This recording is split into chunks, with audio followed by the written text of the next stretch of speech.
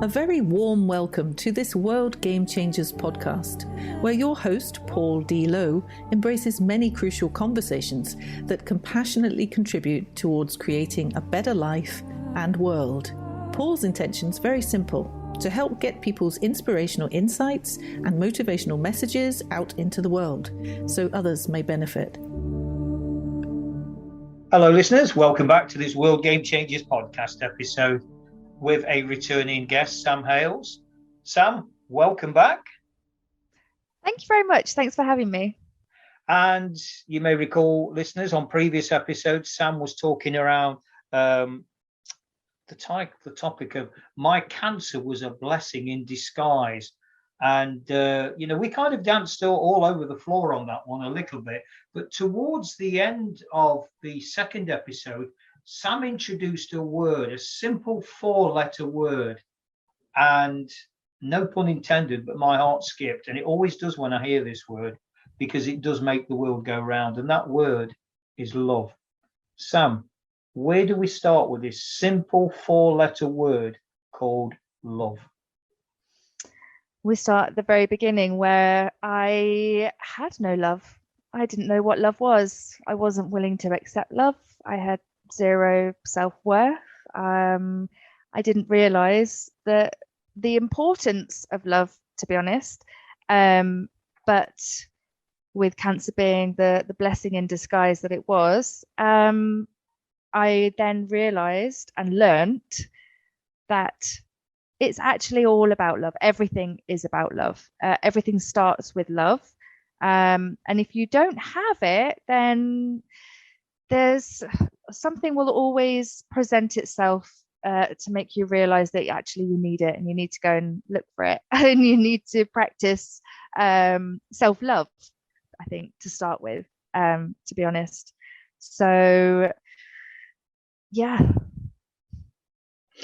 I find this topic, as you'll know, listeners, from a multitude of previous episodes, I find it absolutely fascinating. Interesting word you've used there, or a couple of words, Sam, self-love. Because this train of thought, there is a train of thought, is there not? And I ask this as a question rather than offer it as a statement. But there's a train of thought, particularly within, dare I say, the spiritual paradigm of everything starts with self-love. That's all you need. I challenge that strongly. I think with the absence of love, we are not contributing anything to the world, really. I see people time like robots, just going into their jobs, doing what they've got to do, standing by their routine, doing what they've got to do, not doing what they want to do, not finding out about themselves and what brings their soul alive, because essentially that's what love comes down to. It's being alive, I think that when cancer kind of presents itself, there is an element of, oh gosh, this is where the family comes together to support, and love does present. Love is all around, basically. I know that's a bit cliche, but the family comes together, the family stands strong together. That's love, before cancer, personally speaking, it was, let's go, let's work, let's party, let's have fun, let's just live absent-mindedly, I think, and not addressing the real issues, which is having fun, like together, having fun without substances, because substances just mask everything as well, when it comes down to drinking and whatever else. It masks what really needs to be addressed. So take all that away, cancer arrives, the family comes together, and that's when you start healing, really. When you're sick on your beds, and on your bedside you've got your son and your partner, and we're just talking about good times that we've had. We're talking about the future. We're talking about what adventures we're going to go on next. That's the presence of true love. We're not talking about bills. We're not talking about what needs to be done. We're not talking about work or anything. We're talking about being together as a family. Every family that faces cancer goes through that as well. And that starts to bring in the true pleasure and the true purity of love. It's goodbye business, goodbye this, goodbye the money, goodbye everything else. It's being together and feeling that loving energy of everybody around you and those vibrations. That's where the real healing really starts. Yeah. And that's why I challenge that alternative approach, that all we need is self-love. I think self-love is a part that goes in a mixing bowl. And I get that. I absolutely get that. But I also know from experience, and yet again research with countless people, and I've used this example, listeners, you've heard me quote this many times before, of a domino. And that first domino needs to be knocked over somehow for that ripple effect. It's very difficult for a domino to knock itself over. It needs something external. And I go back to childhood, Sam, where you talk about substance abuse and that kind of thing. I was addicted to alcohol at the age of 10 because of what was going off in my world. My world was dark. It was desperate. I was barely surviving. And then I ended up on the streets at an early age. So I kind of get all that. And I just gave up. I was too busy surviving. But I gave up. But there was somebody that showed me love, and it was a teacher. So, I went to an all-boys grammar school. Well, I didn't go. I was on the register, but I didn't go. But I used to go for one lesson. And that was because that teacher showed me love and compassion. And I used to excel in that one subject. The rest, I just didn't go because I got I was learning about biology on the street, brackets with girls. And I'll leave that to your imagination. And I also was learning about the beautiful game of football. That was my world. That was it, interspersed by drink. So I use that as an example, listeners, as I have many, many, many times before, to say, that teacher doing what she did, showing me that love, that attention, that focus, that compassion. She knocked that first domino over for me. Which I couldn't have knocked it over myself, because with the rest of the world, I was just angry. I was a rebel with or without a cause, and I was just lashing out. And that actually became my model of the world for decades, that was set at childhood. So I just want to kind of share that with you, Sam, to say, I know there's all this talk about self-love, and yes, it plays its part. I absolutely believe it plays its part, but it ain't the one-size-all-fits solution to things, in my humble opinion. Any thoughts around that? I'm so sorry you had to go through all that at such a young age, though. But I mean, look at this beautiful, wise man that's grown out of it, though, So we all have to go through these things, I think, to learn these big lessons later on, don't we? Yeah. What a pinnacle moment for you to be suddenly faced with that kindness and that love.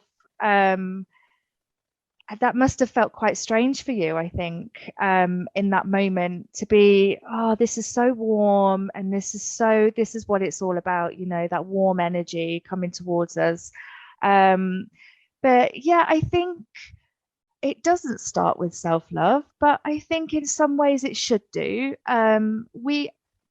Why is every single one of us having to go through these terrible traumas to discover love? It should start with love, shouldn't it, really? Yeah. When we're born, we're taken into our mother's arms. If we're lucky enough, it starts with love. If some of us aren't so lucky, and whatever else happens, wherever else we go. But I don't know. I think that the self-love is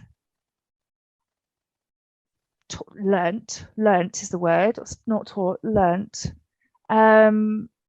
But if we don't have that love, then we are robots. We are a shell. We are not necessarily, we're not functioning. We are dysfunctional without it, aren't we? And then, we go through these big traumatic events in our lives. And then suddenly we discover that actually love is what it's all about. And then things just gradually start falling into place, don't they? And we start feeling the warmth, and we start feeling happy within ourselves. And when we start feeling that happiness, and our vibration is raised a little bit because we're accepting that little bit of love, then things start going well, and we get good jobs, or we start welcoming new people in our lives that are matching that vibration as well, and they're good people. And then gradually things start going better and better and better, and it all starts with that tiny little event where love is shown, that tiny pinnacle moment that you had with that teacher, and gradually things start getting better and better and better. I was a very, very angry person like yourself at a young age, where I hated the world. I hated everybody around me. I hated the world. It was drinking to mask it, substance abuse, like yourself, going with whoever just showed me it wasn't love, but what I thought it might have been at that time. And having to go through all of that. There's the walking wounded, as I like to call them, actually, people that are walking around in the absence of love, not knowing that they need the love, not understanding that to improve their lives, to improve the quality of life, they have to learn to love themselves, show love, and accept the love as well.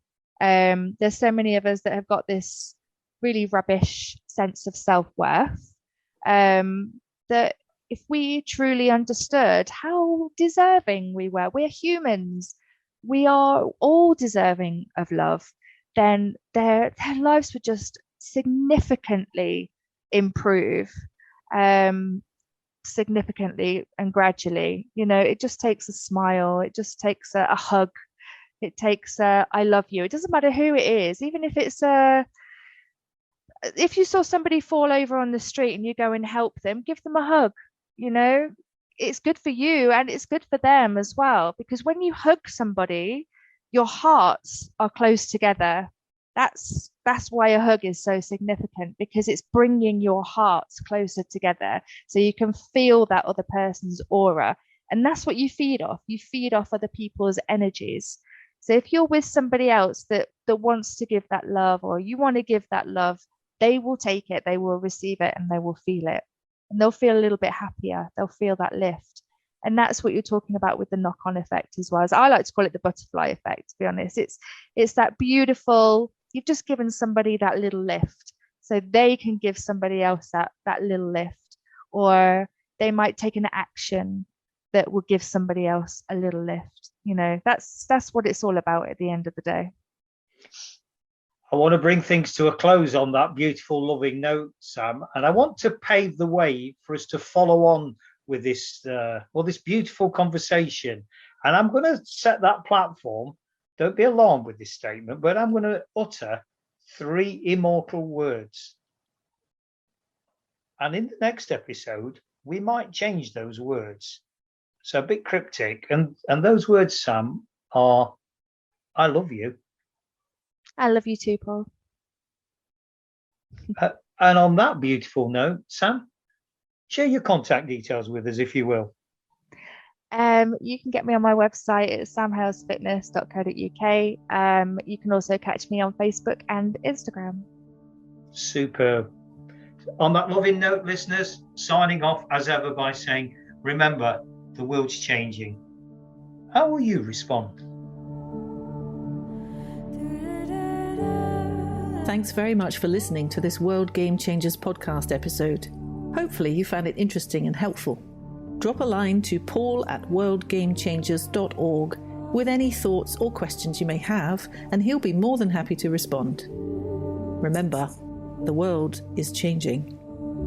How will you respond?